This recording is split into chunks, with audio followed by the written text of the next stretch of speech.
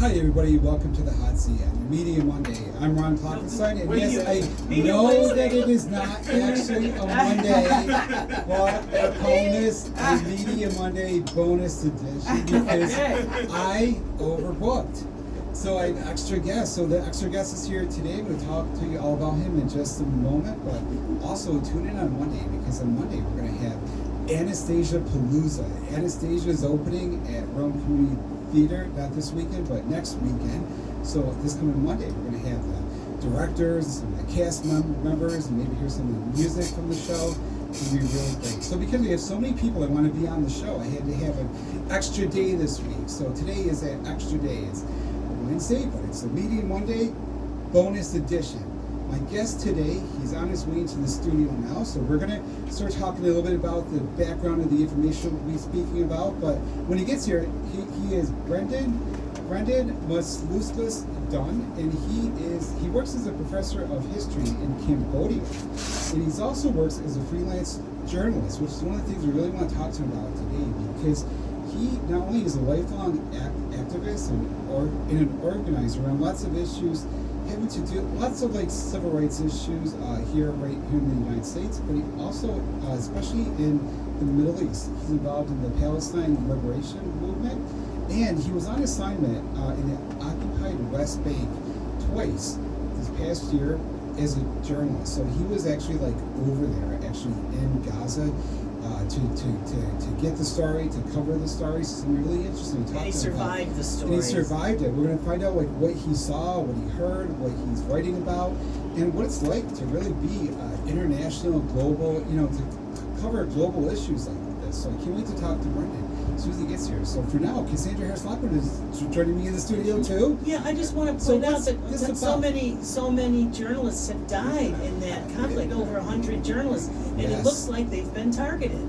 He's really clearly been targeted. Absolutely. And Brendan has been on the front lines of workers' rights movements too. I remember when he was out in Portland. I believe he was out in Portland, and during a lot of the organizing that was the union organizing that was going out there in the docks. So really, a long time ago.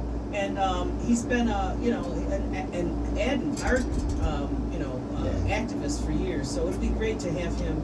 Yeah, he is the real deal. Yeah, he is. Yeah, plus, it'd be so interesting to talk to somebody.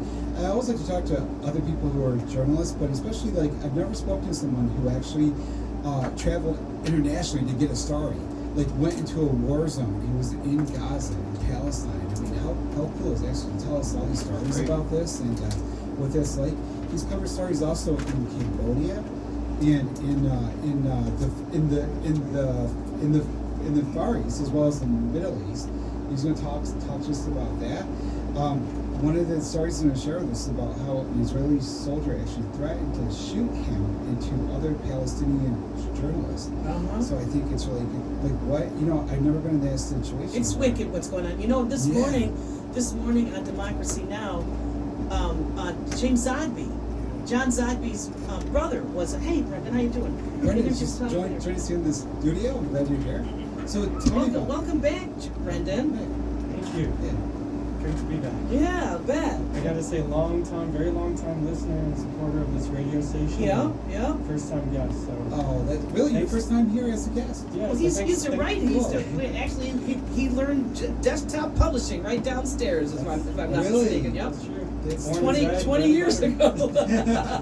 20 years ago. When we were young. So you're a journalist who actually go over to cover these stories where they happen around the world, the Middle East, and you were just in Gaza, which is really one of the big stories that I was talking about. And you really were putting yourself on the line. You were threatened by an Israeli soldier who had said he was going to shoot you and two other journalists while you were over there. Can you tell us first, what is the situation over in Gaza? What is it that people are going to cover? Yeah, so I was actually mostly in the West Bank, but it's so you can't really talk about the West Bank. What's the difference between what is Gaza? What's the West Bank? What is this area that we're talking about? So when Israel was formed in 1948, really simplifying the history here, but there was a big battle over who and what would control what land and territory. So it ended up to where we are today, and the West Bank is it's the west bank of the Jordan River, so that's a massive area. If you look at a map, in that part of Israel and Palestine, it's part of Palestine, Palestinian territory. And Palestine was the country that it was before Israel was created, correct? Yeah, I mean Israel as a state is a very new formation, 1948, right? And it was British control before that, correct? It was under the control of the British Empire before that, and they took control of the area after the fall of the Ottoman Empire. After that disintegrated after World War I. So Palestinians for a very long time have been occupied by other people in one way, shape, or And form. Brendan, wouldn't you say that that whole construct of Iraq, Iran, and Jordan, these are from the colonizers? They put those boundaries together. Those borders are According to- artificial, right? Well, they're not anymore. I mean, this is what we're dealing with now. Right. But I mean, they're kind of They were created nomadic arbitrarily by the powers that were pulling out of the area. Yeah, I mean, Those are part of the problem right now. Absolutely. I mean, the colonizers, they called it drawing lines in the sand, and that's Right. precisely what they did. England and France and other powers in the Middle East, they did that in Africa too, right? But yeah, I mean, India and Pakistan. everywhere. Yeah. So yeah, and with Palestine, there's a long, rich, beautiful history. It's the cradle of it's a fertile crescent. Cradle civilization, of course, is Africa, but that's where human civilization has been for thousands and thousands of years. So a lot of these cities I visited in Palestine, they're beautiful, ancient cities with their very unique cultures and histories. So yeah, it's So what's the incredible. account for the historic tension between the Israelis and the Palestinians? So this is really important, and actually I put in a plug for a great book that I've read by this Israeli historian called Ilan Pappé. He's an incredible historian. He wrote a book called The Ethnic Cleansing of Palestine, and so that focuses on 1948 and the years leading up to it. The creation of the State of Israel, Palestinians refer to that event, that historical event, as the Nakba, which in Arabic means the catastrophe. And they call it that because it was exactly that. It was a catastrophe. It was an ethnic cleansing, genocide of Palestinian people. They were pushed out of their land, over 700 Palestinians. And it was a very systematic, very organized, years in the works, ethnic cleansing, where their entire villages Just flattened. that were absolutely depopulated, liquidated, destroyed, and the Jewish fighters, the colonizers that were going there to create a Jewish state. I mean, in many of the villages they went to, they said, we're going to round up all the men, and a man in their definition started at the age of 10. So they round them up and just execute them. So yeah, I mean, he talks about that. So I am of the argument that these tensions, we could talk about 1948, but really the Jewish settlement and colonization in that area started in the earlier 1900s with the onset of the Zionist movement, right? The idea that Jews should have their own nation state. Of course, And that was pre-World War II? Yeah. that was pre-World War II. I want to jump in here because as a kid, this was all kind of unfolding. I'm considerably older, and I remember reading I'm blanking on the name, Exodus. Okay, it was a romanticized. Now I understand. It was a romanticized version of this Nakba, and we were kind of, as Americans, we were kind of programmed to adore, uplift, and sustain and protect the Israelis because this was their land. They needed this land back. But growing up it's taken years really to kind of get it in my head that was like a construct. That was like I don't want to say a fantasy, but it wasn't quite historically accurate, I'll say. But it had programmed us Americans to always fall on the side of the Israelis, and there's no way we can do that today. There's just no way we can do that. So in recent times, today, like what's happened since the fall that has really stirred up the conflict once again? Yeah, so since October, right? And so much has changed. And so, for a very long time, I wanted to go to Palestine and Israel. I mean, since I was a teenager and really started to get interested in the history and the politics in that part of the world. I didn't have really the first opportunity until last August. So that was the very first time I went to Palestine and Israel. So last August, and then I went again this past late May, and then in most of the month of June. So I was there 3 weeks, and I saw those changes, just since August, since the last year. So I'll start by giving you just a little story as a background. So when I was there, and I was there on assignment, I went there for a few different reasons. In part, I went there on assignment. When I was there, I'm an activist, I'm an organizer, I happen to write a little bit. Who are you writing for? So you'll get a kick out of the name. The publication is called Unicorn Riot. So it's very difficult to remember that name. But it's more like activist oriented. They cover social visual movements. image there, Yeah, they comes out of the Black Lives Matter movement. So they cover a lot of interesting stories around the world. I've done work for them on strike and the labor movement in Cambodia, where I currently live. So last year I was there in August, and I went to the city of Nablus, which is in the West Bank. It's in Palestine. And I think some people have this idea like, oh, Palestine, Israel, they're completely separate. I mean, I kind of see it as greater Israel and lesser Israel. I mean, the Israeli authorities and army have almost complete control over the Palestinian territory. They have. It's not a separate This state. way it's better. Yeah, and so when I went to the city of Nablus, beautiful, historic, ancient city, I went there and there was fighting going on there in the night. Between who? Between a group called the Lion's Den, so a group of Palestinian militants and fighters from different organizations who were solely targeting Israeli military outposts in the hills surrounding the city.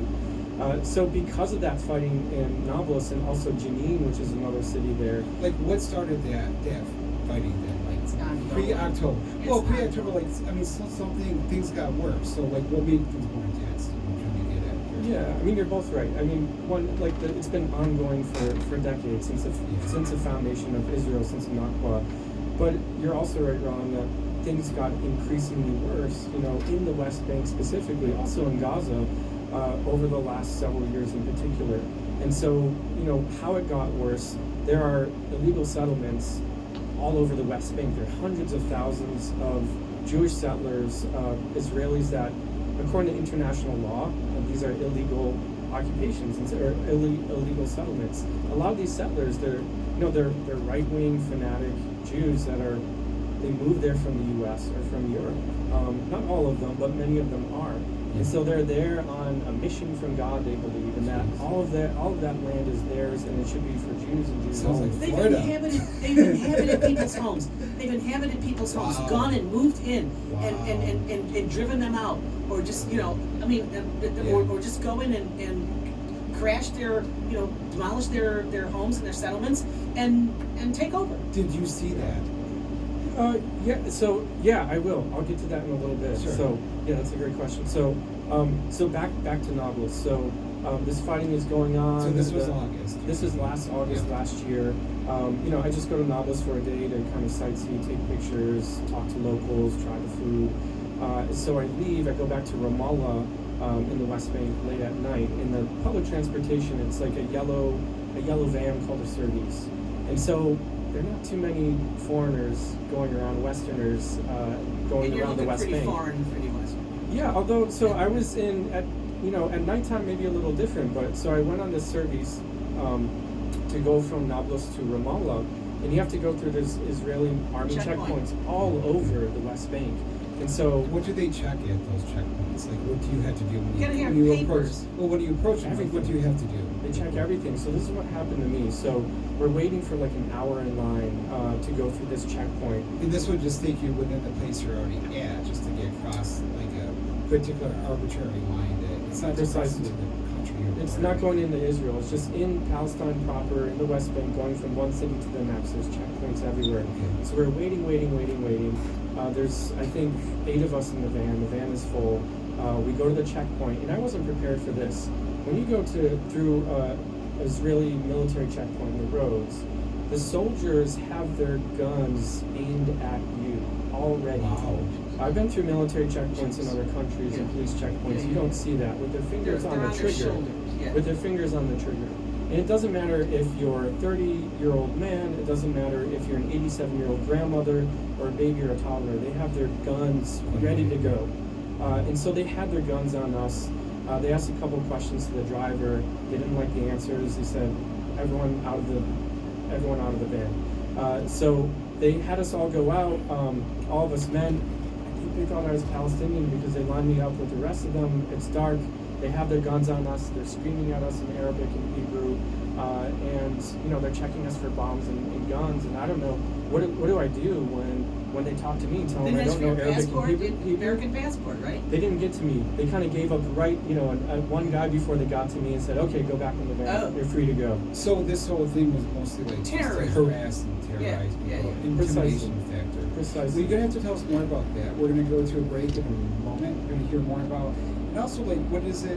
How does a person just go to the West Bank? I mean, do you just buy an airline ticket and take a flight there? And what is it like to go to a war zone and do a start? Well, I've never done that. So many of our listeners have never done that. So we're gonna ask you some questions about that. You're in the hot seat on a Media Monday on a Wednesday, 95.5 FM The Heat. Stay tuned. We'll be back with more after this break.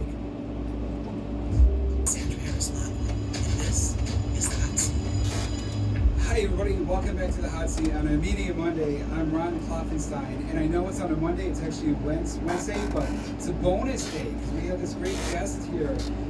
Brendan Maslauskas Dunn is from Utica, New York, but he teaches history. Well, he born Utica, New York.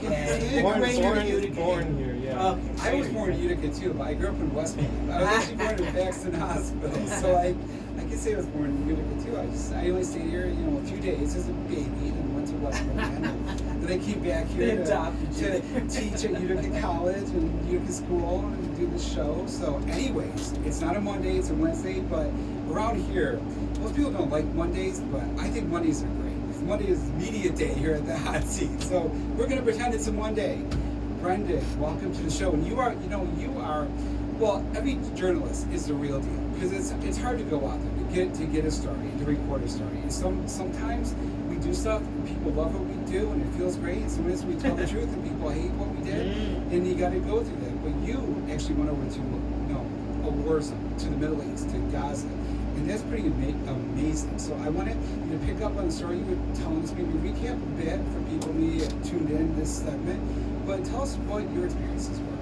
Yeah, so just kind of comparing what the situation was like in the West Bank last year when I was there in August to how much it's deteriorated, specifically in the West Bank, over the last several months since the events of October 7th and the Israeli army's response to that. Because everyone talks about the war in Gaza, the ethnic cleansing and genocide there, it's easy to forget the West Bank, this whole other part of Palestine, what's going on there.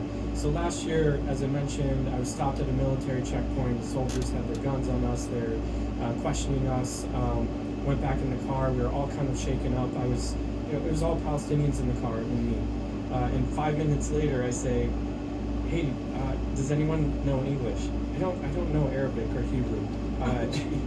And so, one person spoke a little broken English, and then a woman who sat in the front, who the soldiers did not force out of the van, they didn't force her and the driver out. She said, "Yeah, I speak English." She works for the United Nations and has worked for the UN for many years. She was there as a passenger, as a Palestinian woman, and she's lived her whole life in the West Bank. This is last August, and she said, what she told me, she said, "It's dangerous for you to be here." The Israeli... This is before October. Before October 7th. She said, "It's dangerous for you to be here. We'd love for you to be here as Palestinians, but the Israeli soldiers are going to look at you with suspicion and see you like they see us, as a terrorist." Because they you're look at all of us American, like that. Because I'm with you're with them, Palestinians, right? Yeah. And who in their right mind would want to visit and socialize with Palestinians, right? The way they see it. The way the Israeli army sees it. So I'm talking with her, and we have this incredible conversation in the car. She said, "Listen, I've lived my whole life in the West Bank. Never in my life has it been this bad under Israeli occupation. The illegal settlements, the killings from the Israeli army, the land thefts, everything." She said, "Never has it been this bad." This was last August. So since the events, the attacks on October 7th, it has gotten profoundly worse in the West Bank. It is a collective punishment of all Palestinians. And so, what did happen on October 7th? So, I mean, Yeah, so October 7th, it was it was something that really surprised and shocked the world. I mean, it was unprecedented. And Netanyahu too. Netanyahu, of course. Although the Egyptians had given the Israeli government some warnings before that attack happened, saying, "Hey, something big is going to happen in Gaza. You should do something what about was it." the attack? So the attack was Hamas militants. Hamas is, I would describe it as a right-wing conservative resistance organization. They were elected into power a number of years ago in Gaza, not really because of their religious views or their ideas on violence or violent resistance. They're elected into power because they're seen as an alternative to the corrupt parties that were already in power, the Palestinian Authority. So a lot of people voted for them who didn't really agree with them, but they're just desperate for a change. Government, they wanted some structure. Right. And so what happened, what happened was a coordinated planned attack by Hamas militants. They broke out of Gaza. In Gaza, I think the context is a little important. So Gaza is one of the most densely populated places in the world. On the planet. People call it an open air prison. And it is absolutely brutal. The living conditions. I have a friend. How so? So here's an example. So I have a number of friends from Gaza. One friend from Gaza, she was a Fulbright scholar at Hamilton College several years ago. She now lives in Chicago, but she's from Gaza. She's brilliant. She's multilingual. Speaks 5 languages fluently. And so she's from Gaza. She lived there her whole life. And she told me she decided she had to get out of Gaza a number of years ago under one of the Israeli army's, bombing campaigns over Gaza. It's just indiscriminate bombings. They bomb houses, they bomb mosques, they bomb hospitals. It's what they're doing now. Well, we have to scale. say that Hamas are cowards.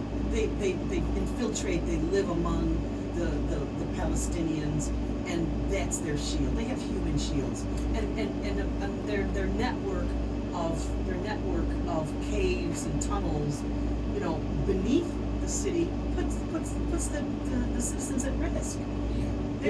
So do I could understand this? So there were tensions in the Middle East areas going back 70 years.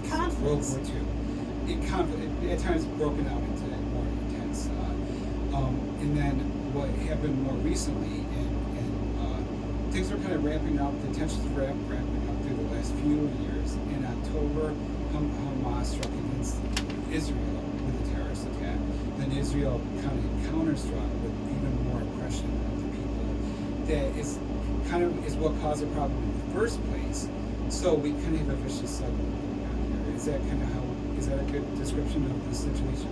It's a vicious cycle, but to me it's a big question of who started the violence and who started that cycle. And I'd say it pinpointed very, very directly on on the Israelis, on Israel, and those settlers that were coming in and committing ethnic cleansing in 1948. They're supremacists. Yeah, there's certainly, and even in 1948, there are a number of Jewish fascist militias. Not all of them were, but we have to understand Zionism as a concept, the idea that Jews should have their own nation state. It takes on a very peculiar kind of Central European blood and soil kind of nationalist form. It's very different than the nationalisms that are expressed and practiced all over the world. I'm critical of nationalism no matter what form it takes. But that is a very different kind of form because, though, as you know, Cassandra, having, you're a little older than us, so as you said earlier, right, you read Exodus and you grew up your whole life, like, kind of paying attention to what's going on in Israel and Palestine. But when they formed as a nation, Israel, they said this is a land without a people for a people without a land. And it really wasn't. And God. There were people there. Absolutely. Many, including Jews Palestinian Jews and Arab Jews who were living there for centuries. So, going back to October, and I push back a little bit against that. Just like Hamas. I don't like Hamas. Politically, they're the very opposite end of the spectrum. I see them in political terms. They're right wing. They're conservative. They're the exact opposite of what I believe. But I think it's important to see it as a reaction to Israeli occupation, to the conditions in Gaza, to the conditions of Palestine and genocide and war for so many years. Pushing until they struck back. Right. And I mean, the thing on the tunnels and the human shields, I want to go to Gaza last August. I just ran out of time. One way I thought about getting in was going through the tunnels, because it's used for everything. Like, some people call them freedom tunnels because they need medical supplies. They'll sneak them through the tunnels. They need food, they'll sneak them through the tunnels. But they're not getting through now. There's nothing. People are dying. There's genocide going. People are just starving to death. No water, no food. The last hospital is gone. It's an intentional attack on a people, and it's just annihilating people. Yeah, I think one of the things too that people don't realize, that I wasn't aware really until the fall, till the winter time, I started knowing about this, is that we tend to think of, based on like how it's covered in the media, the way our culture looks at stuff, we tend to, especially as somebody who's gay, I always tend to think of Israel, they're the good guys, Right. they're the liberal, they're they're the equality people, but truly, actually, Israeli government is really like great big, and Netanyahu is really no friend to minorities or gay people. And I think a good example is that the people in the streets, the Israelis are constantly, thousands, tens of thousands of people come out in these cities. One can get rid of that guy and that whole regime. So I think we're starting to see that area of the world with more nuance and understand it's not a black and white thing. You know? So what are some of the things? What are some of the things that you like saw? Like when you went back, this was August. Things were already bad then, August 2023. Then October happened. When you've gone back since, how has it changed? Yeah, so how has it become so much worse, and what did I see? So I spent most of my time in Dehisha refugee camp. It's one of the refugee camps in the city of Bethlehem in the West Bank in Palestine. And I spent time there last year too. It is about 17,000 people crammed on a hillside into 1 square kilometer. In Bethlehem. In Bethlehem. In the city, like one of the holiest spots right. in 17,000 people on 1 square mile. 1 square kilometer. 1 square so even kilometer, smaller. so less than a mile. Yeah. Wow. And that's all the refugee camps. They're cramped, they're crowded, there's no room to move, no room to breathe.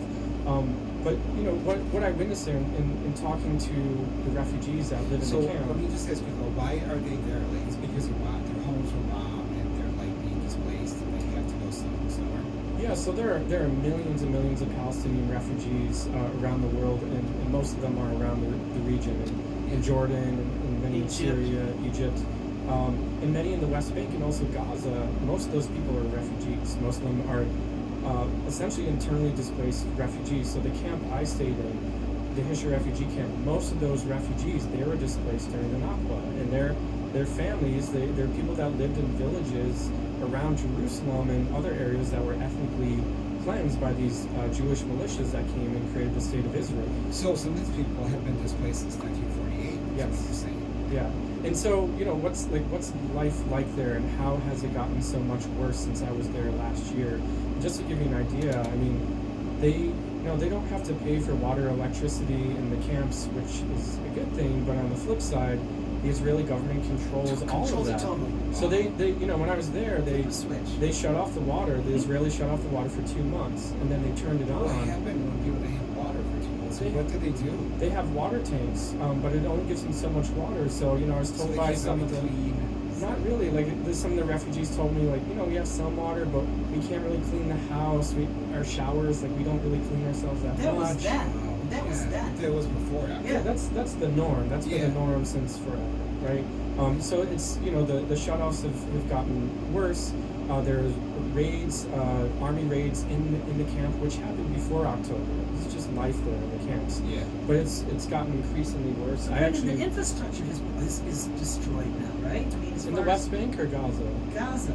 Yeah, I mean, Gaza, everything's destroyed. There's absolutely nothing. And you can understand why people who endure that and see that done to them by a foreign power, they see as a foreign power, why they do eventually strike back. Sure. And that's precisely what to lose. October was. Yeah. The events of October.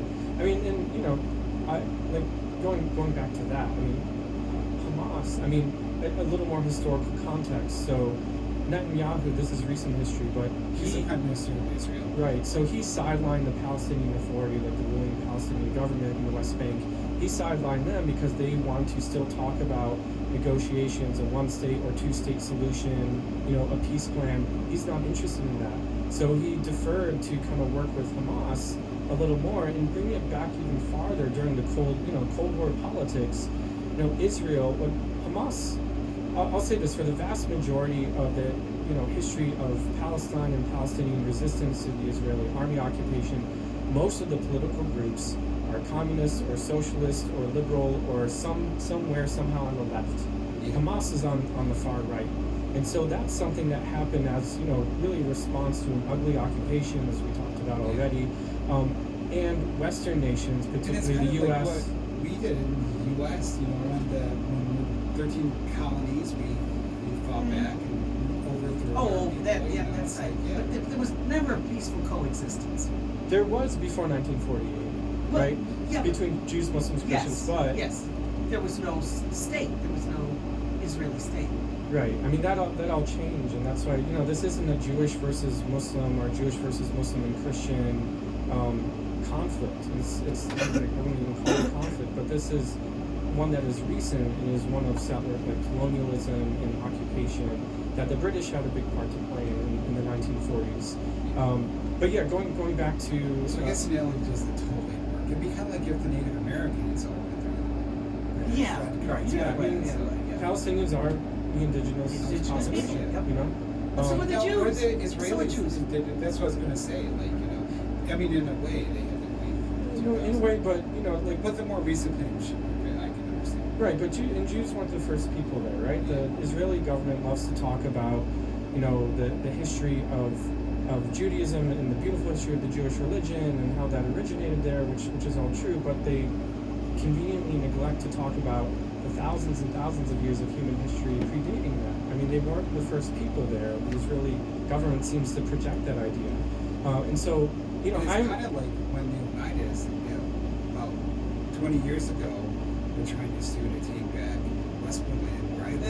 So I mean, it's like I can kind of it didn't get to that extent. It's not really. It's more. But I can understand that kind of like. But we gotta go to break. So when we come back, we'll talk more with Brendan about his life as a war journalist over in Gaza and the West Bank, and you're in the hot seat on a Media Monday on 95.5. We'll have more after the break. Stay tuned. Push the button. This is Cassandra Harris-Lund, and this is The Hot Seat. Hi everybody, welcome back to the Hot Seat on a bonus edition. It's a Hot Seat Media Monday on Wednesday, and I am talking to Brendan Maslauskas. Close. I'm so bad with names. Brendan Maslauskas Dunn. All right. See, I was practicing that all day, but I was practicing it wrong. But anyways, it's amazing that you're here because you are like you are the real deal with journalism. You went there to the West Bank just recently to cover the tensions over there, the conflict over a true war zone. And you were finishing up a story before we went to break. When you finished that, then I want to hear what happened more recently when your life was on the line too. They were putting a gun in you. So continue with your story. Yeah, there are a couple instances. The first I would mention is the refugee camp, and just to talk a little more briefly about the refugee camp. I mean the Hisher refugee camp, and there's a number of other camps like this. There's 19 refugee camps in the West Bank. The political sway, the political dominant point of view in that refugee camp are communist, socialist, leftist. So either Hamas supporters, well, there's 17,000 people there, so yeah, there's a few. And but they're portrayed as really kind of right-wing extremists. I think that's somehow we tend to think of the Palestinians. I mean, that's kind of how they're portrayed. We're starting to see that there's more to it. Oh, it's a very politically diverse society, and before Hamas came to power, I mean, the Gaza Strip was a politically very pluralistic society, meaning there are people that were elected and people just in Gaza, regular people that had all kinds of political views, different political views. Hamas has been a bit more repressive, towards their opposition. But yeah, going back to the Hisher refugee camp, I had spent a lot of time talking to young people in the camp and just their experiences. And one thing that has gotten worse is that there are just more army raids into the camp.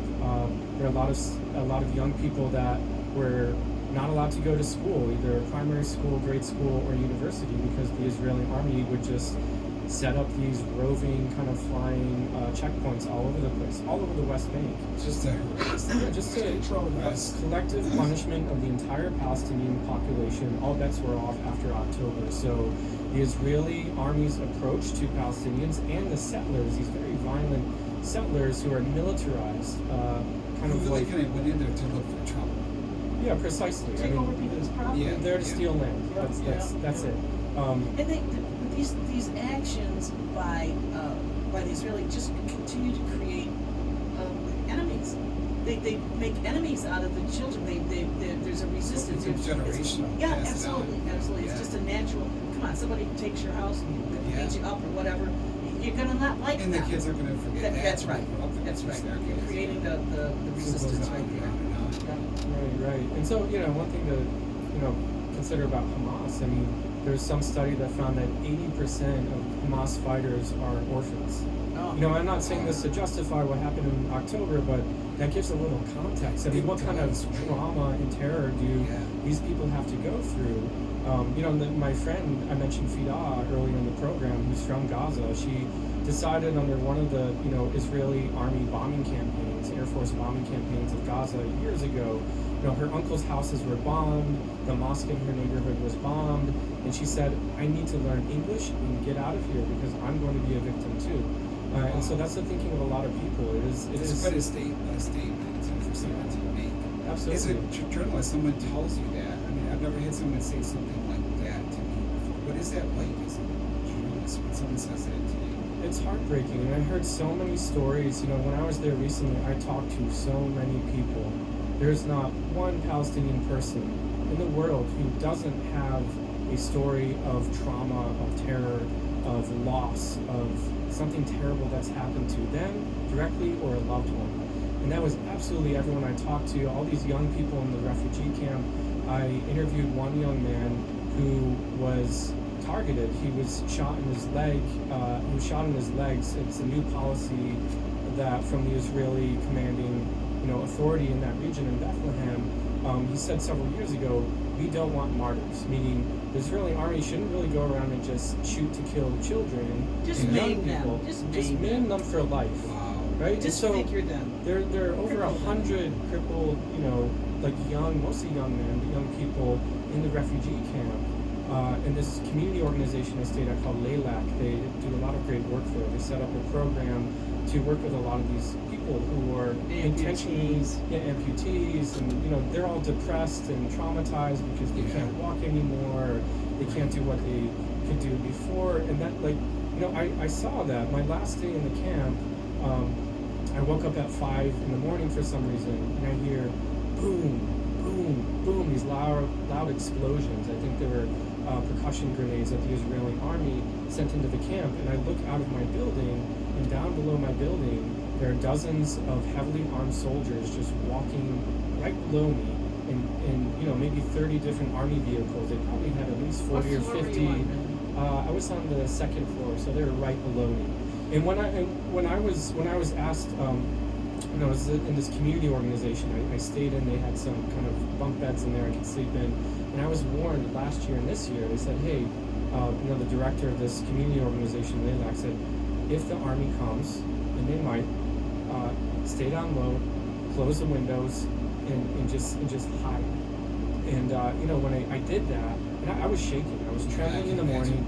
I look outside, I see a man on the roof across the street, and I was warned that there are often snipers that place themselves in and around the camp, and that they shot children, they shoot anyone and everyone, they assassinate people, they target civilians. That's what they do, and so I slammed down to the ground and hugged the ground. And I still don't know if he was a sniper or just some other civilian that was on the roof. So it was a very touch and go situation. They went into the camp, they arrested 7 young men, they raided people's homes, terrorized the families. One of the young men they arrested, he had just gotten out of prison, an Israeli prison, 4 days prior. and he was in prison for 1.5 years, where he was, the thing for Palestinians is if you're arrested by the Israeli army, you will be beaten. If you go to prison, you will be tortured. It's just a given. It is endemic. It is rampant. And so the young man, he just got out of prison. When he was arrested a year and a half ago, his home was raided. The Israeli army, they arrest his, I think it was 16-year-old brother. They put him in jail for 6 months. And then his brother, who was, I think, 20 at the time, they killed him. So that's what happened with 3 brothers. What were they accused of or charged with? Nothing. And that's a big thing in Palestinian prisons, that there's a lot of young people and children who are in the prisons who are in there on administrative detention. And that is, you're arrested, you're brutalized, you're thrown into prison. Why am I here? Oh, no reason. We'll just hold you here in prison for 6 months, or a year, or a year and a half, or 2 years. Take you out of circulation. So Right. let me ask you, so what? This is probably an obvious question, but what brought you there? Like, did you decide you saw this? Like, did you see this on the news and think, I want to go there myself and I want to get started firsthand. So did you just buy an airline ticket to the West Bank and just go there and start to figure it out once you get there? I've always wanted to go to Israel and Palestine, and I had the opportunity last year and this year. Why did I go now after October 7th and when there's a war, ethnic cleansing going on in Gaza? Both times, as I said, I'm an activist and organizer first, and it's interesting. When I was a teenager, I was a Zionist. I supported Israel. It's like, Well, you have Jewish heritage. Yeah. I mean, I was raised Catholic, but I was leaning more into my Jewish heritage, and I think like a lot of Jews in the world, at least at that time, maybe less so now, but certainly when I was younger, how do you identify as a Jew in the world today? With Israel, with Israel. Yeah. And I didn't know any better, but I learned. And I always saw them as like the one democracy in the Middle East. That's what they say. The only place I could democracy in the Middle East. possibly go myself is when I was gay, on a vacation is there. But so I had that impression too. So until really now, my eyes were open. So and as someone that currently lives under one-party state military dictatorship in Cambodia, I will say that it is profoundly less democratic and profoundly more, I would say, dictatorial in the areas that are controlled by Israel, whether it's in Israel proper, or particularly so the Gaza and the West Bank. So even more oppressive, more restrictive than Cambodia. In many ways. Yeah, I mean, for Muslims and Christians, for Palestinians, there is no freedom of movement, there's no freedom of religion, there are absolutely no rights. It is apartheid. It's an apartheid So are they system. all treated as if they're criminals? All of them, criminals, terrorists. So and I went, especially now because, my government, our government, U.S. government, is very much complicit and very much central to this ongoing war and genocide. And I feel like I have to do something. I mean, it's just The standing. money. Yeah, the standing policy to The fund. bombs, the What I weapons, explained to the armaments. So how? Because I hear this that a lot. Right. So how are we complicit? It's a blank check to Israel in terms of letting them do whatever they want politically, military aid, foreign aid. I mean, they're sending the bombs. They're finding bombs, right? That they're dropping on Gaza, and people that survive the bombings, they get shrapnel from the bombs. It says like made in USA, whatever companies that make these bombs. So the pieces are taking out people, absolutely. They can identify their Absolutely. immediate stuff. I mean, it's a blank check, right? The U.S. even still with Biden's occasional, Israel shouldn't cross the red line and musings, right? But still funds them, still backs them, still gives them weapons during an ethnic Why is that, conflict. do you think? Because we're programmed. Well, I mean, why are the people that are making the decisions? Like, why is our government not seeing both sides of this?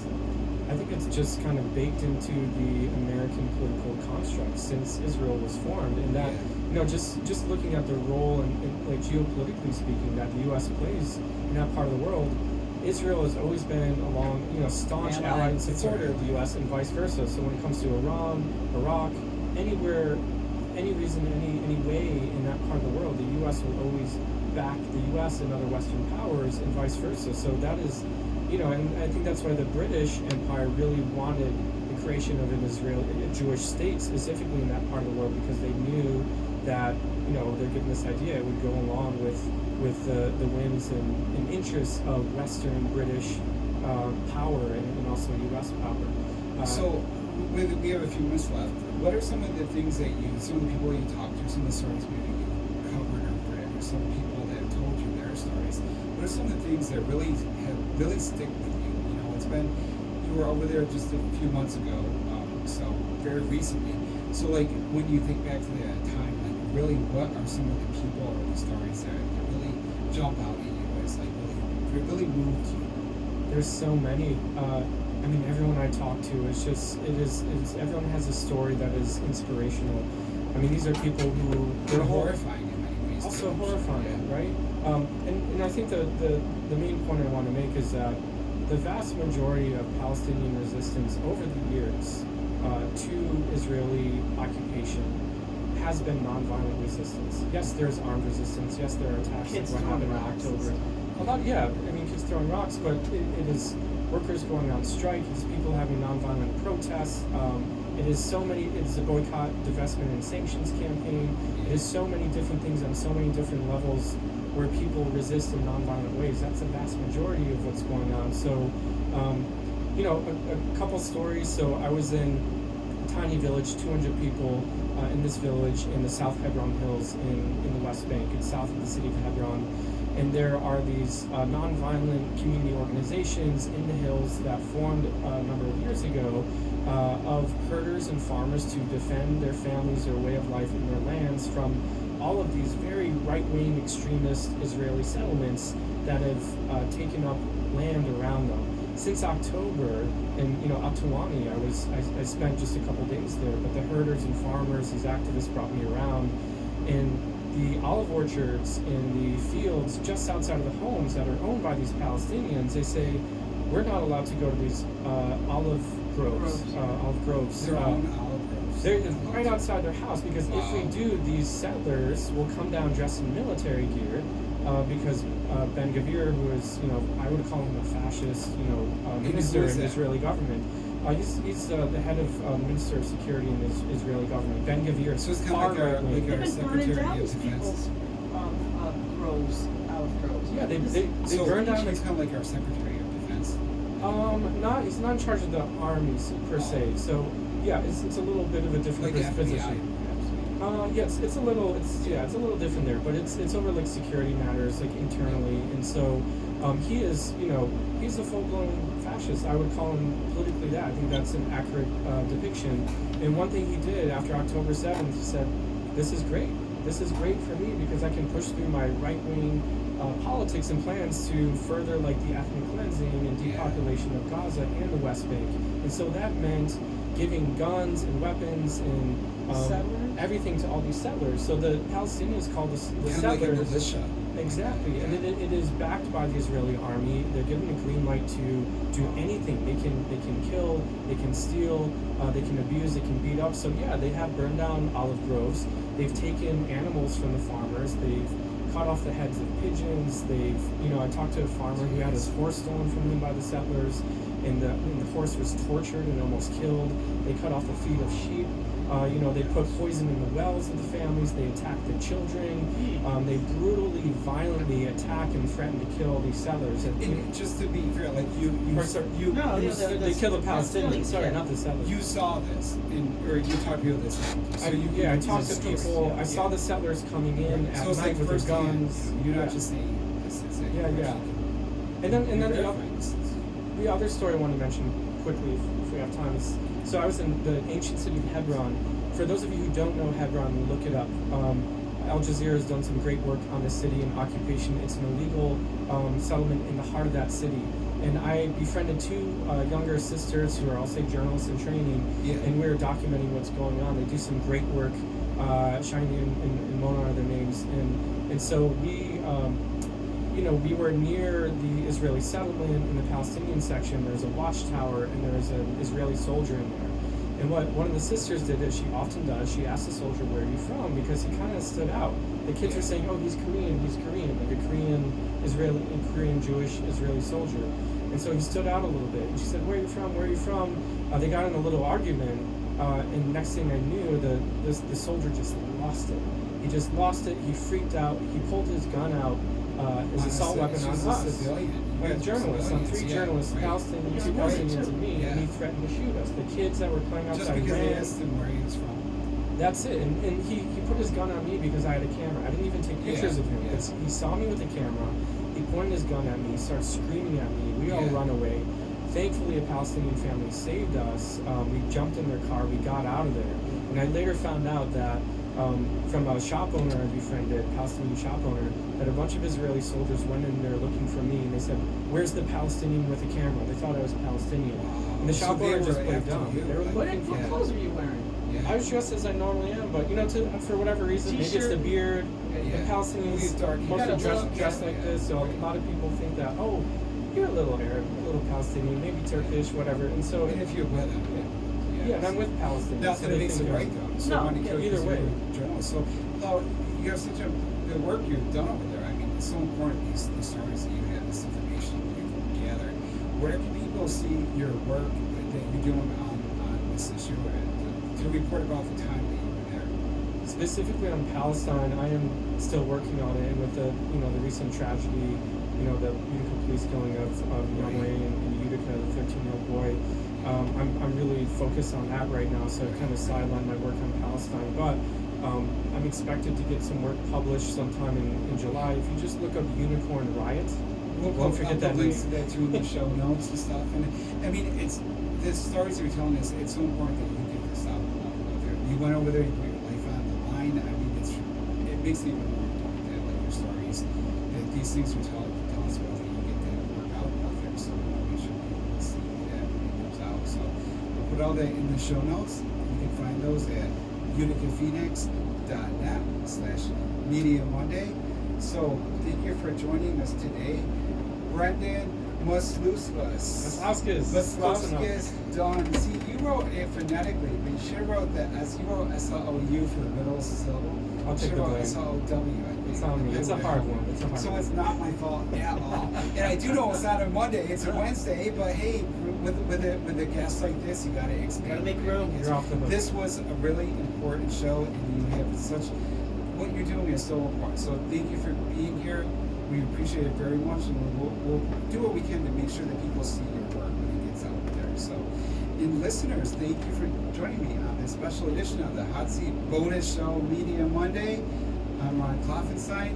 Now I'm going to turn it over to Jay Easy for the Easy Ride Home.